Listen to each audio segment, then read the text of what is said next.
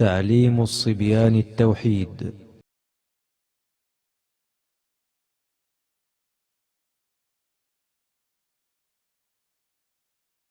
Bismillah, Alhamdulillah, wassalatu wassalamu ala ashrafil anbiya'i wal mursalin wa ala alihi wa sahbihi ajma'in, amma ba'du. Ikhwani fillah, para aba dan ummahat yang dirahmati Allah subhanahu wa ta'ala, insyaallah pada kesempatan kali ini kita akan membahas pertanyaan kedua pada kitab Yuk Belajar Tauhid. Kita bisa buka di halaman ketiga. Qala al-muallifu rahimahullahu ta'ala, wa ma ma'na rabb, wa ma ma'na rabbi, apa makna rabb?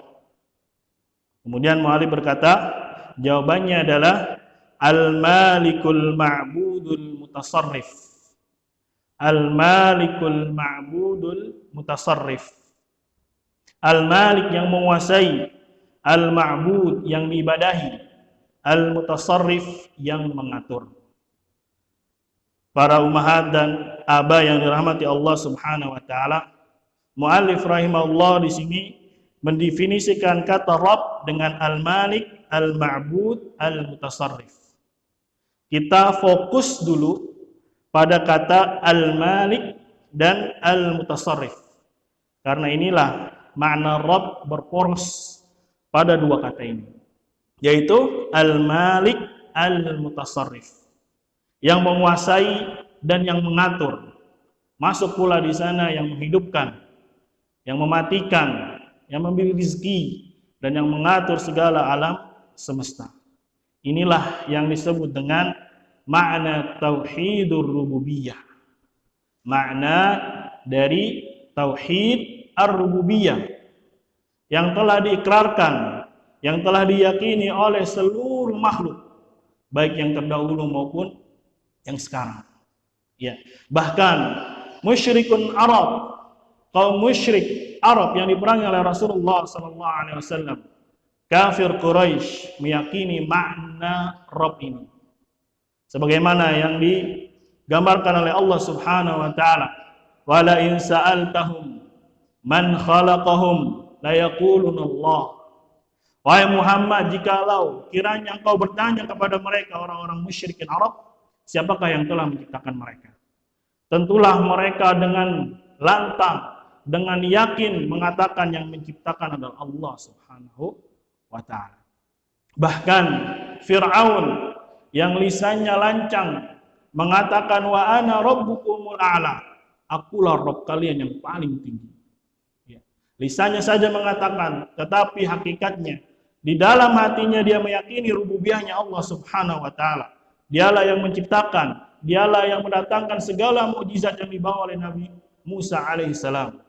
Allah Subhanahu wa taala berfirman, wajahadu biha wastaiqanatha anfusuhum zulman wa uluwa. Mereka, Fir'aun dan bala tentaranya, ya, menentang apa yang dibawa oleh Nabi Musa alaihissalam berupa mukjizat yang sangat besar yang dibawa oleh Nabi Musa alaihissalam.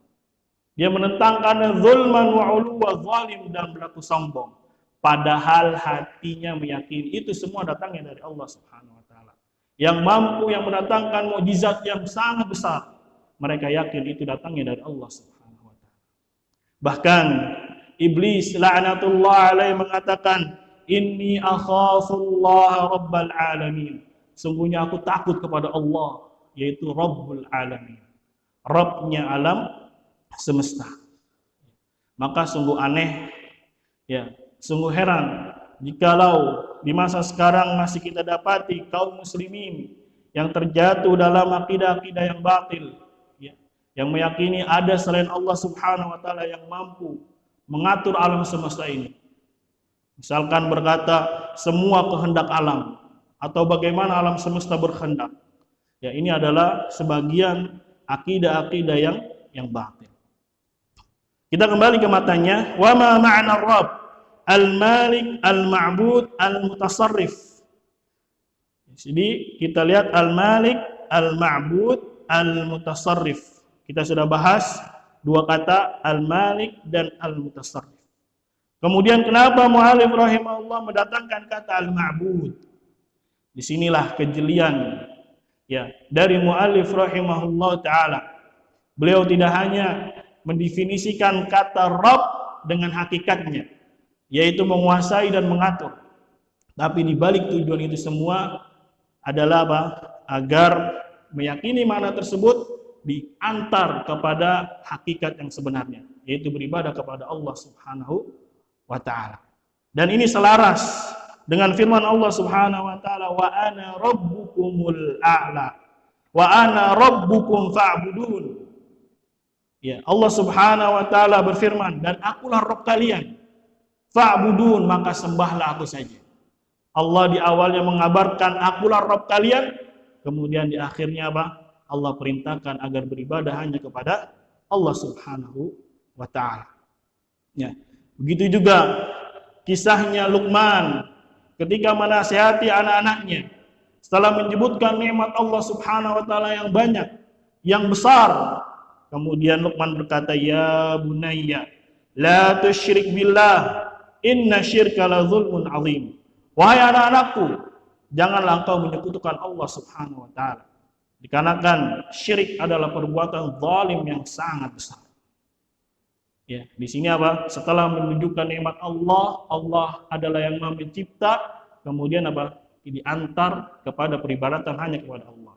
Tidak boleh kita menyekutukan Allah Subhanahu wa ta'ala. Bahkan di dalam hadis yang diriwayatkan oleh Ibnu Mas'ud radhiyallahu anhu, beliau pernah berkata, "Qultu ya Rasulullah, wahai Rasulullah, ayu dzambi a'zam indallah? Ayu dzambi akbar indallah?" Qala an taj'ala lillahi niddan wa huwa khalaqaka. Muttafaqun alaih. Ya. Ibnu Mas'ud berkata, wahai Rasulullah, dosa apa yang paling besar di sisi Allah Subhanahu wa ta'ala? Maka Rasulullah sallallahu alaihi wasallam berkata, an taj'ala lillah, engkau menjadikan untuk Allah niddan, tandingan, sesembahan selain Allah Subhanahu wa ta'ala, padahal Allah yang menciptakan kamu. Hadisnya diriwayatkan oleh Imam Muslim dan Imam Bukhari. Nah, itulah kenapa mu'allif mendatangkan kata al-ma'bud, agar apa? Ya, tidak hanya mengakui rububiyahnya Allah Subhanahu wa ta'ala, tapi mengantarkan untuk beribadah hanya kepada Allah Subhanahu wa ta'ala. Wa huwal mustahiqu lil ibadah, dan dialah yang berhak untuk diibadahi.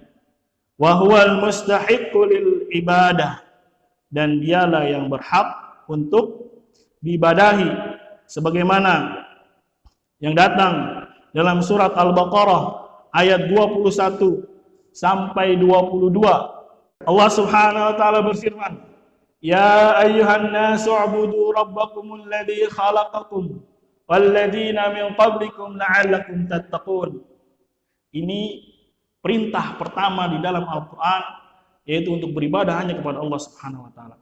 Wahai manusia, sembahlah Allah Subhanahu wa ta'ala Rabb kalian yang telah menciptakan kalian dan yang telah menciptakan orang-orang sebelum kalian, agar kalian bertakwa. Di sini lihat, Allah yang menciptakan kalian. Maka apa? Lawazimnya, konsekuensinya kita hanya beribadah kepada Allah Subhanahu wa ta'ala. Kemudian juga di ayat selanjutnya Allah Subhanahu wa ta'ala mengatakan, alladzi ja'ala lakumul arda firasya was samaa'a binaa'a wa anzala minas samaa'i maa'an fa akhraja bihi minas samarati rizqan lakum fala taj'alu lillahi andada wa antum ta'lamun. Yang telah menjadikan kalian bumi firasya, hamparan, was samaa'a, langit, binaa'a, atap, wa anzala minas samaa'i ma'a, dan menurunkan untuk kalian air dari langit. Fa akhraja bihi minas samarati rizqan lakum, kemudian Allah mengeluarkan dari tanah tersebut buah-buahan sebagai rizki kalian. Allah Subhanahu wa ta'ala menyebutkan rububiyahnya, mencipta, menurunkan hujan, mengatur alam semesta. Kemudian apa kata Allah? Fala taj'alu lillahi andada. Jangan kalian buat untuk Allah tandingan-tandingan. Wa antum ta'lamun, padahal kamu mengetahui dialah Allah yang telah memberikan kalian rizki, yang telah menganugerahkan kepada kalian nikmatnya yang banyak. Maka jangan sekali-sekali menyekutukan Allah Subhanahu wa ta'ala. Ibnu Katsir rahimahullah ta'ala mengomentari ayat ini berkata, Al-Khaliq li hadhil asya' wal mustahiqqu lil ibadah. Dan Khaliq pencipta segala macam ini semua, dialah yang berhak untuk diibadahi. Semoga yang sedikit ini bermanfaat. Kita tutup. Subhanakallahumma bihamdika asyhadu an la ilaha illa anta astaghfiruka wa atubu ilaik. Wassalamualaikum warahmatullahi wabarakatuh.